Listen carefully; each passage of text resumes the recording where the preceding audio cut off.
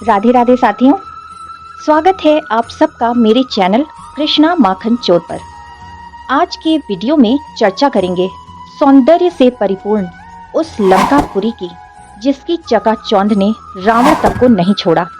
चर्चा करेंगे देवी चामुंडा को मिले एक ऐसे श्राप की जिससे हनुमान जी ने उन्हें मुक्त कराया। चर्चा करेंगे धर्मराज यमदेव की जिनके लिए रावण की मृत्यु चिंता का विषय बन गया।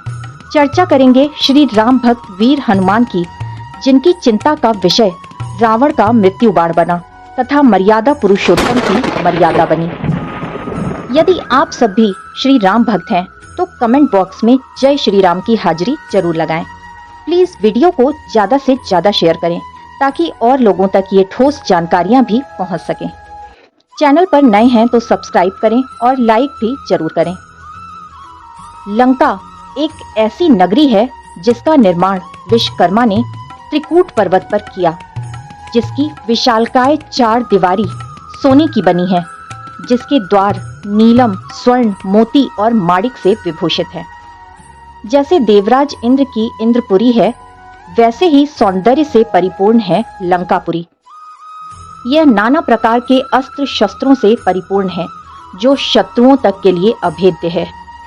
राक्षस सुकेश के 3 पुत्र माल्य, माल्यवान और सुमाली ने घोर तपस्या करी और महाबाहु विश्वकर्मा से आग्रह किया कि हमारे लिए भी आप अपने ओज, तेज, बल और पराक्रम से देवताओं की ही भांति एक विशालकाय और सुंदर भवन का निर्माण करें। तब महाबाहु विश्वकर्मा ने उन तीनों राक्षसों को एक ऐसे भवन का पता बताया जो इंद्र की अमरावती को भी लज्जित कर देने वाला था। विश्वकर्मा ने बताया, दक्षिण समुद्र के तट पर त्रिकूट पर्वत है और दूसरा सुमेर नाम का शैल है। त्रिकूट पर्वत के मंझले शिखर पर जो मेघ के समान नीला और पर्वत के समान हरा भरा दिखाई देता है, जो चारों ओर समुद्र और खाई से घिरा है, जहां पक्षियों तक के लिए पहुंचना कठिन है, वहां मैंने इंद्र की आज्ञा से लंका नामक नगरी का निर्माण किया है, जो 30 योजन चौड़ी और 100 योजन लंबी है। उसके चारों ओर सोने की 4 दीवारी है, सोने के ही फाटक हैं। आप लोग सौंदर्य से परिपूर्ण इस नगरी में जाकर निवास करें। दरअसल लंकापुरी को भगवान शिव ने माता पार्वती के लिए बनवाया था, जिसे कालांतर में देवताओं ने ऋषि विश्वेश्रवा के पुत्र कुबेर को दे दिया था, जिसे रावण ने युद्ध करके अपने ही सौतेले भाई कुबेर से लंकापुरी छीन ली और उस पर अपना आधिपत्य जमा लिया। साथ ही रावण ने कुबेर से पुष्पक विमान भी छीनकर अपने अधिकार में ले लिया था। जब लंकापुरी कुबेर के पास थी, उस समय स्वर्ण नगरी लंका की प्रहरी का दायित्व देवी चामुंडा को सौंपा गया था और देवी चामुंडा को श्राप था कि इस दायित्व से वो तभी मुक्त होंगी जब कालांतर में उनकी भेंट श्री राम भक्त वीर हनुमान से होगी और उन्हें हनुमान जी के हाथों से ही मोक्ष की प्राप्ति होगी। रावण के अत्याचारों से देवलोक से लेकर भूलोक तक सब आतंकित थे और कालांतर में उसके द्वारा धोखे से देवी सीता के अपहरण के साथ राम रावण युद्ध के दौरान रावण की मृत्यु का समय निकट आ गया था।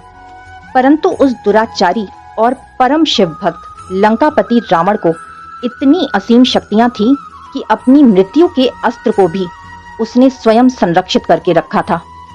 धर्मराज यमदेव को इस बात की चिंता हुई कि रावण की मृत्यु का समय निकट आने पर भी इसकी मृत्यु का बाण जो उसी के संरक्षण में है, आखिर कैसे प्राप्त किया जाए। सोचिए, मृत्यु के देवता धर्मराज तक को रावण ने चिंतित कर रखा था और इधर हनुमान जी इस बात से चिंताग्रस्त थे कि 14 वर्ष का वनवास पूरा होने में मात्र 3 दिन शेष हैं।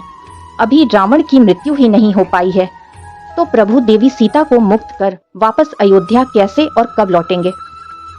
तब यमराज और हनुमान जी इसी आशय से आपस में भेंट कर वार्तालाप करते हैं और योजना के तहत धर्मराज यमदेव रावण को मृत्यु के भय से भयभीत करने के लिए काल बनकर स्वप्न देते हैं। रावण स्वप्न में भैंसे ही भैंसे तथा यमराज को देखता है, जो कह रहे हैं कि तेरी मृत्यु का समय निकट आ गया है। यह स्वप्न देखकर रावण भयभीत हो जाता है और यह देखने के लिए कि उसकी मृत्यु का बाण संरक्षित है या किसी ने उस मृत्यु बाण से कोई छेड़छाड़ की है, यह पता करने के लिए युद्ध भूमि में मायावी रावण को छोड़कर स्वयं अपने मृत्यु बाण की सुरक्षा देखने के लिए एक गोपनीय गुफा की ओर बढ़ता है।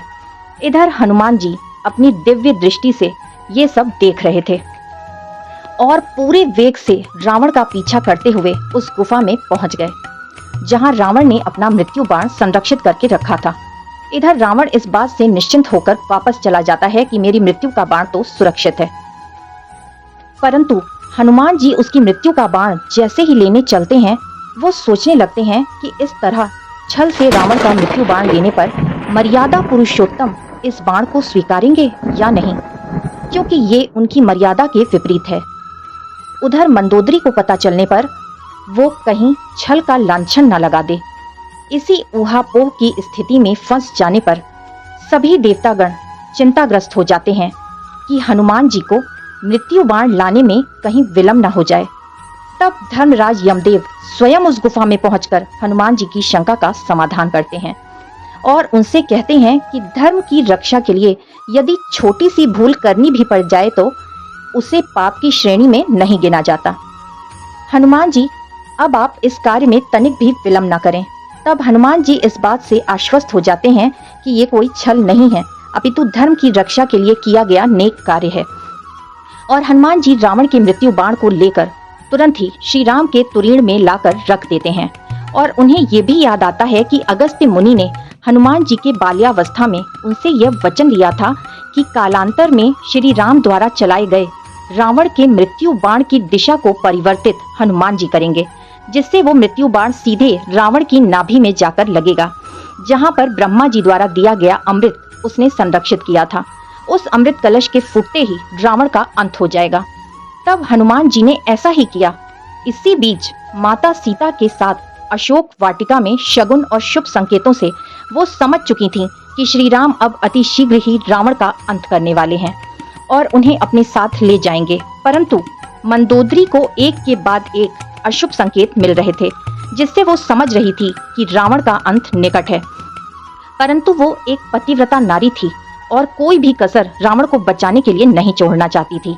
रावण को बचाने के अंतिम प्रयास में उसने अपने राजपुरोहित द्वारा दिए गए सुझाव को तुरंत अपनाया, जो ये था कि किसी पतिव्रता स्त्री को सुहाग का सामान दान करके उससे अखंड सौभाग्यवती होने का वरदान प्राप्त करो, जिससे रावण के जीवन पर आया संकट टाला जा सके।